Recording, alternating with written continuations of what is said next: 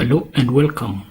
In this video I'm going to show you on how to insert a watermark in Excel.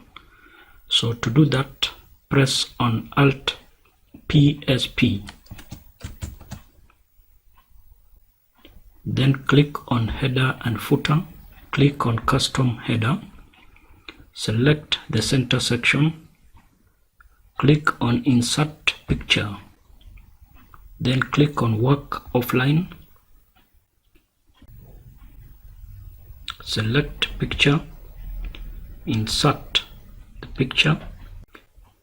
So the picture is inserted, so you can adjust the position of the picture, then click OK, then click OK.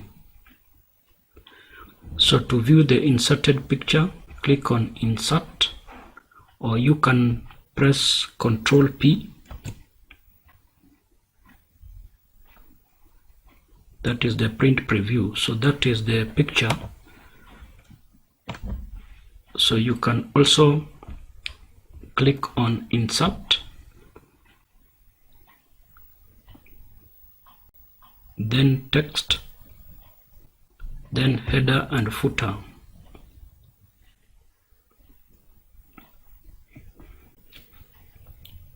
So that is the picture, so you can view it in Excel worksheet. So to adjust the brightness of the picture and the contrast, again you can press Alt PSP or click on page layout, then click one of these arrows, then click on header and footer, click custom header, select the center section, so adjust the picture position, then click on format picture.